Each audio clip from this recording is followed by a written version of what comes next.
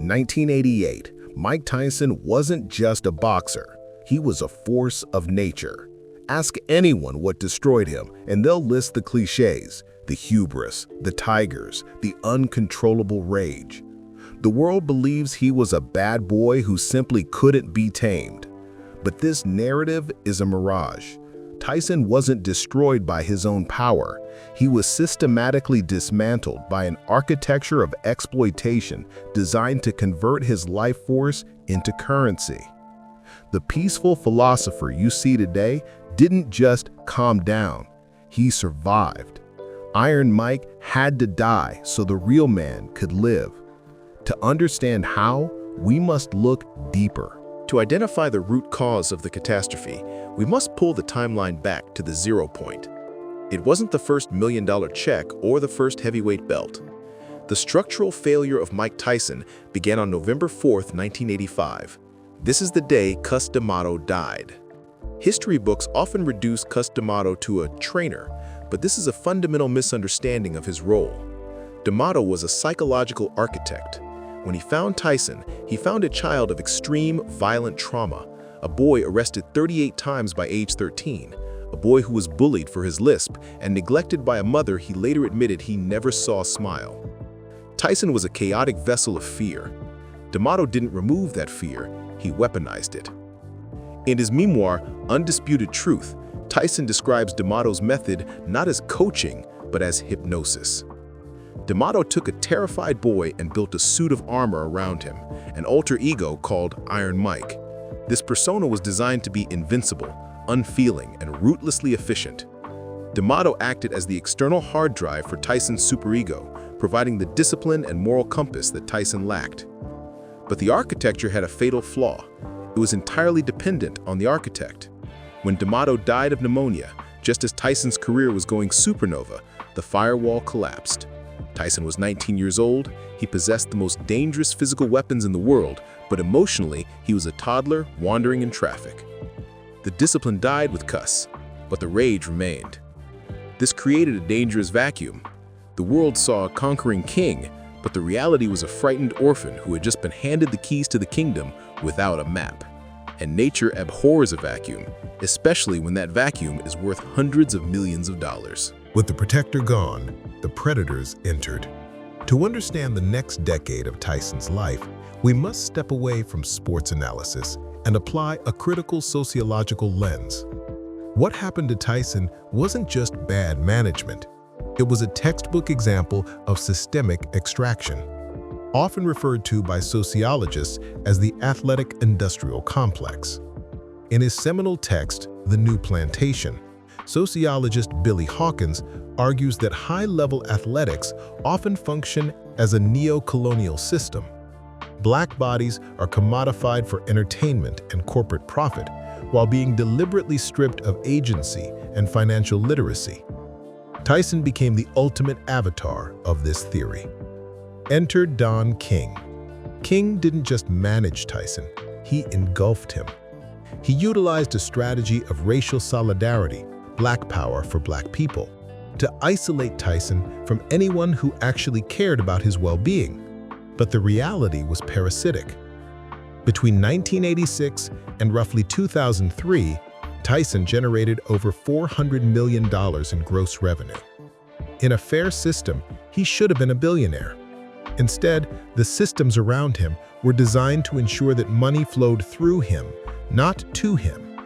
Investigative reports later revealed that King was charging Tyson for his own consulting fees, taking 50% cuts where 10% was standard, and billing Tyson for the travel expenses of the entourage that was keeping him sedated. The industry required Tyson to remain a savage. A calm, well-read, financially independent Tyson is bad for business. If Tyson is stable, he fights less often, and he asks to see the receipts. They needed the chaos because the chaos sold pay-per-views. Consequently, Tyson's psychological disintegration wasn't a side effect of his career. It was the product. Every time he lashed out, every time he ended up in handcuffs, the ticket sales went up. He was being paid to self-destruct. The pivot point, the moment the illusion finally shattered, arrived in August 2003. The math finally caught up to the myth. Mike Tyson, having earned more money than almost any athlete in history, walked into a courtroom and filed for Chapter 11 bankruptcy. We need to visualize the sheer scale of this collapse to understand its weight. At the time of filing, Tyson reported debts of approximately $23 million. But the breakdown of those debts reveals the profound emptiness of his life at that time. He owed $9 million for a divorce settlement. He owed $13.4 million to the IRS. He had spent $173,000 on a single gold chain. He was spending nearly $4,000 a month just to feed his tigers. He owned mansions with 20 bathrooms that he rarely slept in. The media treated this as a punchline. Late-night comedians had a field day mocking the dumb boxer who blew his fortune. But in the grand narrative of his life, this financial death was necessary. It was the catalyst. The Iron Mike persona ran on jet fuel. It required an entourage, a fleet of Bentleys, and constant adoration to sustain its existence. When the money ran out, the engine finally stopped.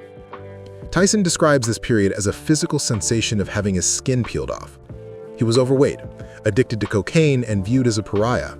The system that had extracted his wealth moved on to the next hot commodity, leaving him in the wreckage. It is at this precise moment, stripped of his fortune, his title, and his dignity, that the real work began. He was forced to look in the mirror and see a man he didn't recognize. How did he survive this? The suicide rate for athletes who experience this level of precipitous fall is staggeringly high. How did Tyson avoid becoming another statistic of the prizefighter's tragedy? We can explain this transformation using the academic framework of post-traumatic growth, PTG, defined by psychologists Richard Tedeschi and Lawrence Calhoun in the mid-1990s. PTG differs significantly from resilience. Resilience is the ability to bounce back to who you were before the trauma. PTG is the process of bouncing forward, allowing the trauma to deconstruct your identity so you can rebuild a fundamentally different, more complex version of yourself. Tyson's journey maps perfectly onto the classic domains of post-traumatic growth. 1. New possibilities. Tyson realized he could no longer be a fighter. This forced him to explore parts of his personality he had suppressed, his humor and his vulnerability. He ventured into acting, The Hangover, which allowed him to laugh at himself, and later into entrepreneurship, Tyson 2.0. 2. Spiritual change via ego death. This is the most critical anchor. Tyson began to engage in heavy psychedelic therapy, specifically using 5-MeO-DMT, the toad. In interviews, he describes these experiences as not getting high, but as a violent, necessary death of the ego. He realized that Mike Tyson the God was a delusion. 3. Appreciation of life. He shifted his value system from global adoration to micro-connections. He traded the entourage of sycophants for his pigeons and his wife Kiki, who helped him navigate his sobriety. He didn't fix his past, he integrated it. This is a concept known in Jungian psychology as shadow work. Tyson stopped running from the monster he used to be and instead invited him in for tea. He realized that the monster was a part of him, but it didn't have to drive the car. And here lies the profound paradox of Mike Tyson's life. To become the heavyweight champion of the world, Tyson had to completely numb his humanity. He had to be a machine. He was trained to be a sociopath within the ropes. But to save himself, he had to become the one thing a fighter is never allowed to be: vulnerable. The anomaly of modern Tyson is that he is most powerful when he is most gentle. Watch his podcast, Hot Boxin'. You will see a man who once bit off an ear now crying openly with guests, speaking eloquently about his anxiety, his fear of death, and his insecurities. He effectively dismantled the hegemony of masculinity that had imprisoned him for 40 years. This is the irony that makes his story so compelling. When he was the baddest man alive, he was internally weak, governed by insecurity, and manipulated by others. Now, as an old man who speaks softly and tends to his garden, he possesses a strength that is unbreakable. The world left him behind when he stopped being their gladiator. They wanted the blood sport. When he offered them philosophy instead, the mainstream media didn't know what to do with him.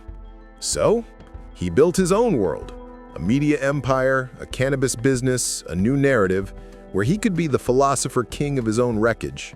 He stopped trying to conquer the world and started conquering himself. Mike Tyson's story is not a sports story. If you view it through the lens of boxing, it is a tragedy of wasted potential. But if you view it through the lens of the human spirit, it is a triumph. It is a story about the death of the ego. He is a living, breathing testament to the Stoic concept of amor fati, a love of one's fate. He does not hide from his dark history. He wears it, literally, on his face.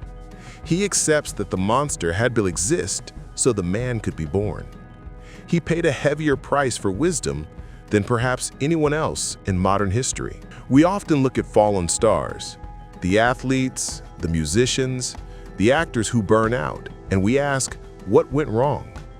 But perhaps in Tyson's case, looking at the peace he has found today, looking at the way he has saved himself when the cameras turned away, we should ask a different question.